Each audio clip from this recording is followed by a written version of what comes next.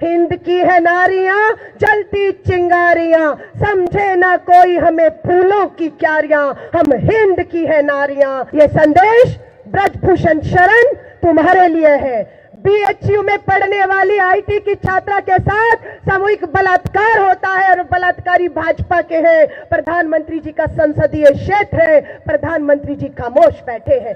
कब तक हमारी बेटियों को आप फूल समझकर यूं ही जो है आप उसके साथ एक खिलवाड़ करेंगे? वो फूल नहीं चिंगारी है। और आज संघ भाजपा की सरकार ऐसे लोगों को भारत रत्न दे रही है जिनका आजादी से लेकर कहीं कोई योगदान आज तक इस देश की मिट्टी के लिए नहीं रहा है। आज भारत रत्न रेवड़ियों की तरह बांटे जा रहे हैं, संघ आरएसएस के लोगों को दिए जा रहे हैं। हम इसका कड़ा विरोध करते हैं। कोई बड़ी बात नहीं, संघ आरएसएस के प्रमुख को भी कल आप भारत रत्न से नवाजेंगे। दामन पे कोई दाग न खंजर पे कोई बूंद, तुम कत्ल करो हो कि करामात करो हो। प्रधानमंत्री किस डर और खौफ के साए में जी रहा है। आपका नेता 10,000 किलोमीटर चल रहा है, निकल पड़िएगा और नारी न्याय के नारे के साथ भारतीय राष्ट्रीय महिला कांग्रेस, मेरी महिला अध्यक्ष पुष्पा जी और पूरी मेरी महिला बहनें आज जहां जो बैठी हैं, ये नारी न्याय की लड़ाई हमारा नेता राहुल गांधी लड़ रहा है। हमें उन्हें ताकत देनी है। मैं फिर कहूंगी अपनी बहनों को समर्पित करते हुए दो शब्द, और जितने भाई बहन पिता हमारे आए हुए हैं, अपनी बेटियों को ताकत दीजिए, आगे बढ़ाइए, उनके पैरों को कुतरिए मत, उनके पैरों को खोल दीजिए। वो बेटियां ऊंची उड़ान बनेगी और आपको, समाज को, देश पर, उन पर गर्व होगा। मैं दो शब्द अपनी बहनों को समर्पित करके बात को समाप्त करूंगी। हिंद की है नारियां, हिंद की है नारियां जलती चिंगारियां, हिंद की है नारियां जलती चिंगारियां, समझे ना कोई हमें फूलों की क्यारियां, हम हिंद की है नारियां, हम हिंद की है ये नारियां। ये संदेश ब्रजभूषण शरण तुम्हारे लिए है। बीएचयू में पढ़ने वाली आईटी की छात्रा के साथ सामूहिक बलात्कार होता है और बलात्कारी भाजपा के हैं। प्रधानमंत्री जी का संसदीय क्षेत्र है, प्रधानमंत्री जी खामोश बैठे हैं। कब तक हमारी बेटियों को आप फूल समझकर यूं ही जो है आप उसके साथ एक खिलवाड़ करेंगे? वो फूल नहीं चिंगारी है। ये अब हम बताएंगे और आगे का रास्ता हम खोलेंगे अपनी बहनों के लिए। बहुत बहुत धन्यवाद आप सभी को, कांग्रेस का बूथ का, ब्लॉक का, जिले का, जो आज समर्पित क्रांतिकारी कार्यकर्ता हमारे सामने बैठा है। मैं आपको सिर्फ कहना चाहती हूँ, ये देश, ये दिल्ली एक बार फिर एक और क्रांति देखना चाहती है और वो क्रांति आप लाएंगे। आज ही घोषणा हुई है, भारत रत्न अवार्ड किसको मिला? जिसके सीने को नथुराम गोडसे ने चीरा, उस बापू को भारत रत्न मिला। जिस राजीव गांधी जी का खून इस मिट्टी में मिल गया, उसे भारत रत्न मिला। उस भारत मां, हमारी पहली महिला प्रधानमंत्री इंदिरा गांधी जी शहीद हुई, भारत रत्न उन्हें मिला। और आज संघ भाजपा की सरकार ऐसे लोगों को भारत रत्न दे रही है जिनका आजादी से लेकर कहीं कोई योगदान आज तक इस देश की मिट्टी के लिए नहीं रहा है। आज भारत रत्न रेवड़ियों की तरह बांटे जा रहे हैं, संघ आरएसएस के लोगों को दिए जा रहे हैं। हम इसका कड़ा विरोध करते हैं। भारत रत्न की जो पहचान है, जो उसका त्याग है, बलिदान है, ये उस पे असली हक उन लोगों का है, ये उन्हें मिलना चाहिए। कोई बड़ी बात नहीं, संघ आरएसएस के प्रमुख को भी कल आप भारत रत्न से नवाजेंगे। लेकिन ये बताने की जब नौबत आएगी कि उनका योगदान देश की आजादी में या आज तक क्या रहा, तो आपके लिए बताने के लिए कुछ नहीं होगा। सिर्फ यही होगा कि आपने नफरत और जहर का बीज पोतकर देश को धर्म और जातियों में मात्र आपने बांटने का काम किया है। आज ये जो रैली है, जिस वातावरण में, जिस माहौल में, जो इस देश के अंदर माहौल है, उसमें इस रामलीला के ऐतिहासिक मैदान में हम सब इसलिए इकट्ठा हुए हैं कि राहुल गांधी की जो आवाज है उसको गली गली पहुंचाने के लिए हम यहाँ हैं। जो लड़ाई राहुल गांधी 6,700 किलोमीटर की यात्रा करके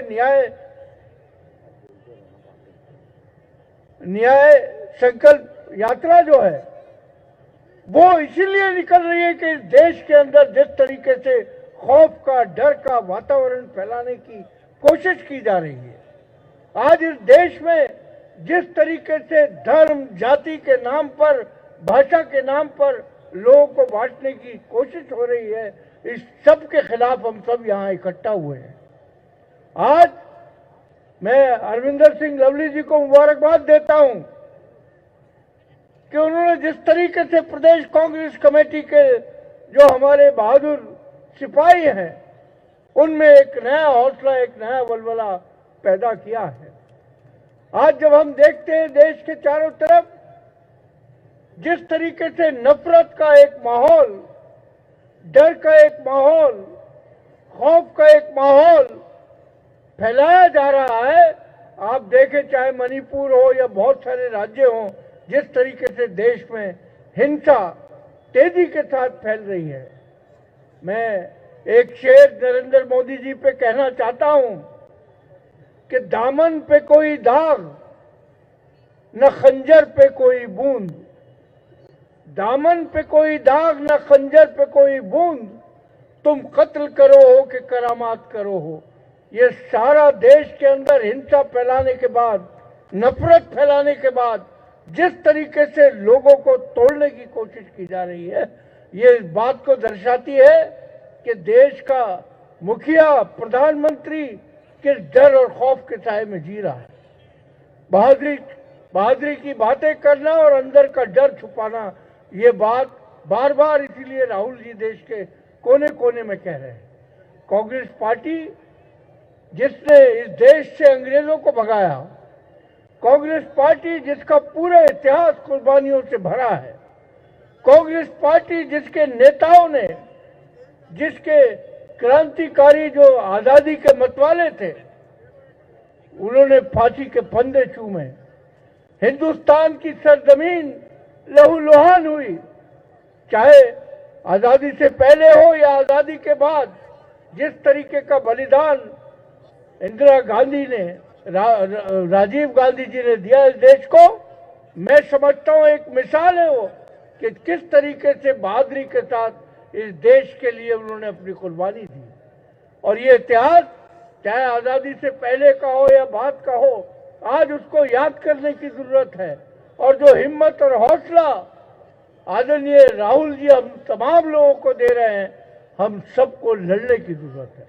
आज देश की महंगाई, नौजवानों की बेरोजगारी, जिस तरीके से देश के अंदर बांटने की कोशिश हो रही है, आज ऐसा लगता है कि दोबारा उस आजादी की लड़ाई की तरह और उसी जज्बे के साथ इन तमाम ताकतों का हमको मुकाबला करना है। आज जिस तरीके से भाई को भाई से बांटने की कोशिश हो रही है, मैं समझता हूं कि कांग्रेस पार्टी कभी अपनी जिम्मेदारी से पीछे नहीं हटी है। और हिंदुस्तान का जो तारीख है, हिंदुस्तान का जो इतिहास है, वो हमेशा भरा पड़ा है कुर्बानियों से कि जब भी कोई इस तरह की चुनौती आई है, कांग्रेस के लोगों ने छाती के ऊपर गोली खा के इस देश की, संविधान की, इस देश की मर्यादा की, इस देश के भाईचारे की रक्षा की। और मैं समझता हूं कि आज हम सब मिलकर जो राहुल गांधी जी ने हमको रास्ता दिखाया है, जिस तरीके से आज नौजवान बेरोजगार घूम रहा है, आपने देखा होगा केवल 5000 नौकरियों के लिए 50 लाख एप्लीकेशन आती हैं। चाहे रेलवे हो, वहां नौकरियां खत्म हो चुकी हैं। आज नौजवान जो पढ़ाई करके बाहर निकलता है, जिसके माँ बाप कुर्बानियां देकर उसको पढ़ाते हैं, आज उसको अपना भविष्य नहीं दिख रहा। आज इस देश के अंदर केवल बड़े बड़े सरमाएदार और उद्योगपति, ऐसा लगता है कि उन्हीं का राज है। और जब हम हिंदुस्तान का इतिहास पढ़ते हैं, जिस तरीके से देश में ईस्ट इंडिया कंपनी आई थी, इसी तरीके से अडानी और अंबानी इस देश के अंदर ईस्ट इंडिया कंपनी की एक मिसाल बन गई। हमें लड़ना है, क्योंकि आज जिस तरीके का अंतर गरीब और अमीर में फासला जो बढ़ गया है, उस फासले को खत्म कांग्रेस कर सकती है, क्योंकि कांग्रेस की नीतियां, कांग्रेस की पॉलिसी हमेशा इस देश के गरीब, मजदूरों, नौजवान, महिलाओं, इन सब के लिए हमेशा लड़ाई कांग्रेस ने लड़ी है। और आज वक्त आ गया है, 2 महीने के बाद लोकसभा का चुनाव होगा। 2 महीने के बाद आप सब लोग पूरी ताकत के साथ इस देश में एकजुटता दिखाकर इस तरह की फासिस्ट सरकार को हमेशा के लिए रवाना करें, क्योंकि दोबारा नहीं आएंगे। जितने सपने इन्होंने लोगों को दिखाए, चाहे वो 15 लाख के हों, 2 करोड़ रोजगार के हों, लेकिन आज जिस तरीके से समाज को लगातार बांटने का प्रयास किया जा रहा है, आज जिस तरीके से धर्म के नाम पे बार बार लोगों को भड़काने की कोशिश की जा रही है, हम सब आज जब यहाँ से जाएं तो ये संकल्प लेके जाएं कि इस हिंदुस्तान से हम नफरत को जड़ से मिटाएंगे। इस हिंदुस्तान के अंदर जो मोहब्बत और भाईचारा मुख्तलिफ धर्मों के मज़ाहिब के मानने वाले लोगों का है, उसके लिए चाहे हमें कोई भी कुर्बानी देनी पड़े, हम उसके लिए तैयार हैं। बहुत बहुत धन्यवाद। जय हिंद। नेशनल दस्तक की आपसे गुजारिश है कि अगर इसको बचाना चाहते हैं तो नेशनल दस्तक को सब्सक्राइब करने के लिए रेड कलर के सब्सक्राइब बटन को दबाएं, फिर बेल आइकन की घंटी दबाएं। नेशनल दस्तक को बचाने के लिए बहुत जरूरी है कि हर खबर को शेयर करें, लाइक करें, कमेंट जरूर करें।